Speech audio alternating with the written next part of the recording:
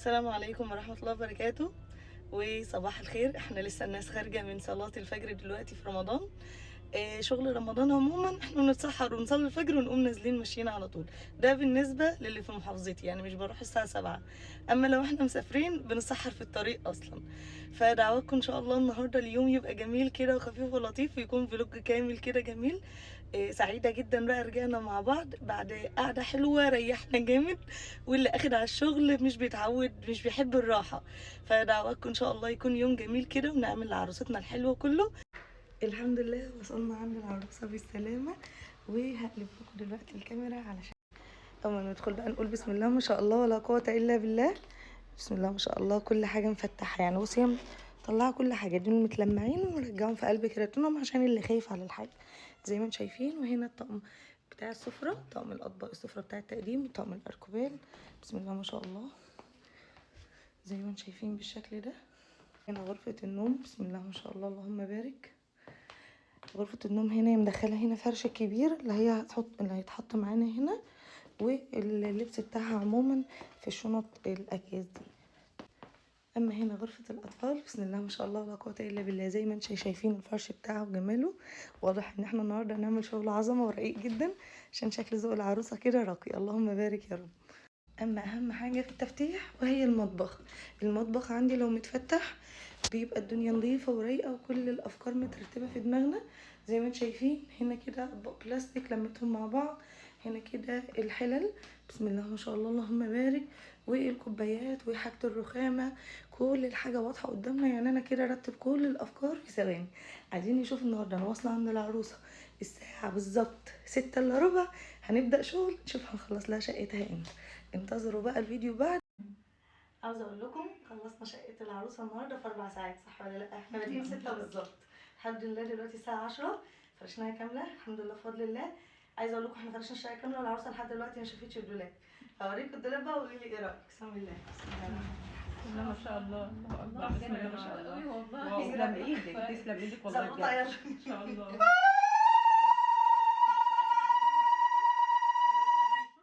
ايه رايك؟ شوفي الملايات بتدريج الالوان بتاعتهم، كافيهات البينكات الازرق، ودول الكوفرتيات. ودي كل الفوط بسم الله ما شاء الله. وده اللحاف الكبير بحاجته الكتير. تسلم ايدك، تسلم ايه رأيك؟ ايدك بجد. بسم الله ما شاء الله، ربنا يا رب يسعدها ويهنيها بكل حاجتها. بسم الله ما شاء ايه الله، لا رأيك؟ حول ولا قوة الا بالله، ما شاء الله حلوة ما شاء قوي الله. بجد والله العظيم. جميلة جميلة انت بجد. قايله لي مش عايزه الحاجات الستانات اللي فيها الوان كتير وبتاع. استخدمت لك كتان اللي هو الشريط ده، وده خيش. زي ما شايفه دخلت لك وردات نفس اللون بتاع البطاريه قوي. وهنا علشان هو رمادي وفيه يعني كشمير معايا او كده. فحبيت ان انا ادخل الشريط ده يكسر لي اللون، ما حبيتش احط ابيض مش هيبان عليه.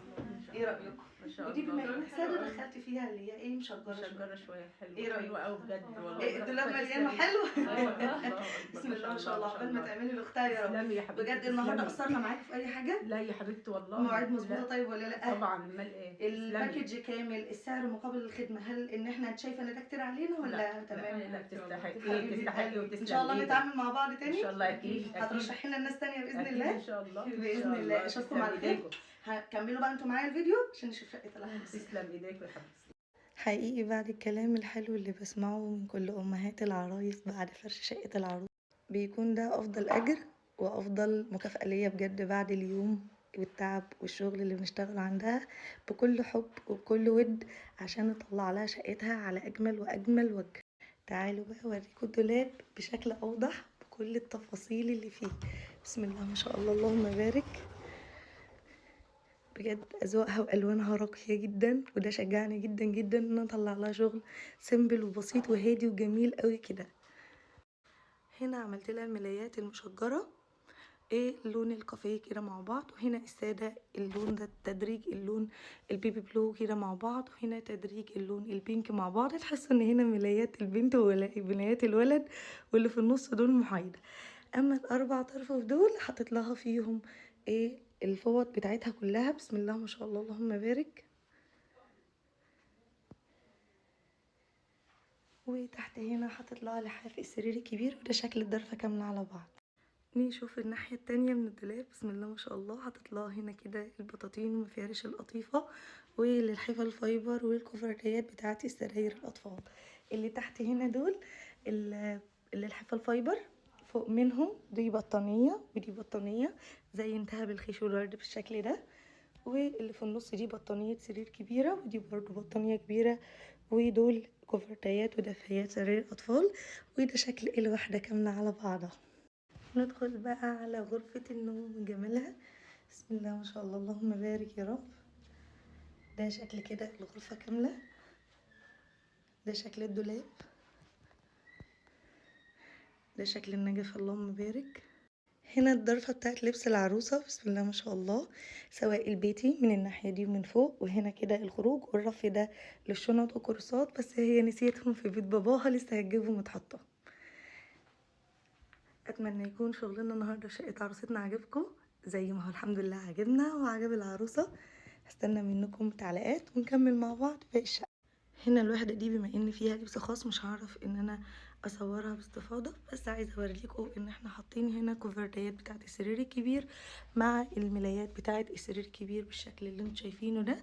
هنا كده دول المطرزين مع بعض، وهنا دول المشجرين، ودول كده شكل الكوفرتيات. وهنا كده ده شكل الغرفة كاملة بالتسريحة بالدولاب.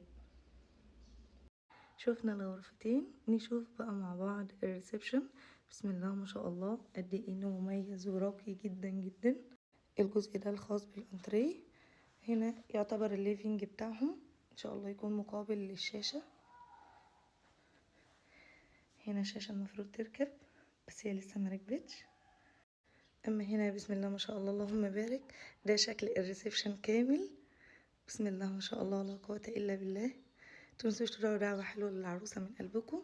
ندخل ونشوف تفاصيل السفرة وجمالها ورقتها. فرشنا ليها المفرش الرانر ده على السفرة بالشكل ده، وحطينا لها الطبق بتاع التورتاية. اما هنا ده شكل البوفيه. هي لسه هتجيب هنا بعض الانتيكات عشان هي كانت لسه ما جابتش باقي الحاجة. اما هنا بقى ده جمال النيش وتفاصيله ورقته، هنشوفه مع بعض رف رف. في الرف الاول من فوق حطيت لها القارورة دي، وحطيت لها معاها بعض الكاسات بالشكل ده. بسم الله ما شاء الله. اما الرف التاني حطيت فيه الطقم القارورة التاني مع طقم جاتوه شبهه جدا، فحسيتهم لايقين جدا مع بعض. بالنسبة للرف التالت فده كان من نصيب الطقم الخشاف وطقم كوبايات وباقي الكاسات. اما هنا ده جمال الطقم الشاي اللي جاتوه المميز جدا، بسم الله ما شاء الله، ودي طريقتي ورصتي فيه. هنا كده ده شكل النيش كامل وهو مرصوص. هنا بالنسبة للدرج حطيت فيه بعض المعالق من شنطة المعالق. اما البوفيه حطيت لها فيه الطقم السفرة كامل اللي هو الطقم الصيني. هي كانت جايبة الطقم النص، ما شاء الله اخد معانا رفين بالشكل ده. وهنا موجود معانا في الناحية التانية من البوفيه الطقم الاركوال، ورسمناه برضو بالشكل ده. ومعانا اخر حاجة في شقة عروستنا وهي المطبخ. اظن فاكرين شكل المطبخ في بداية الفيديو كان عامل ازاي. ان شاء الله كل حاجة بقت في مكانها بالشكل الصحيح المرتب المنظم اللي ما شاء الله اللي يسهل عليها الاستخدام. هنا عملت لها نيش المطبخ بالشكل ده، حطيت لها فيه كاسات للتقديم وكوبايات عصير وكوبايات شاي وكوبايات قهوة. اما هنا الصفاية بنحط فيها الطقم الاساسي بالنسبة للاطباق اللي هتستخدمه، من الكوبايات برضو الشاي والقهوة والعصير اللي هتستخدمهم، وده شكلها كامل.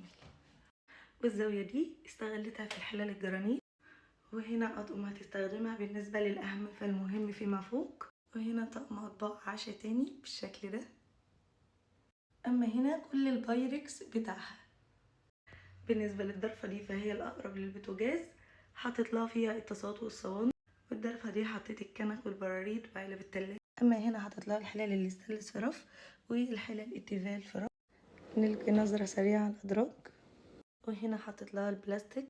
اما هنا بعض الصواني. في الوحدة دي حطيت لها طقم شوربة بالشكل ده بالستاند بتاعه. اما هنا حطيت لها علبة المعالق شنطة كاملة. ده شكل المطبخ كامل. وبكده تكون جولتنا في شقة عروستنا النهاردة خلصت. اتمنى تكون عجبكم. وهنا كده خلصنا ومروحين الحمد لله. خلصنا شقة عروستنا النهاردة الساعة 10 في 4 ساعات.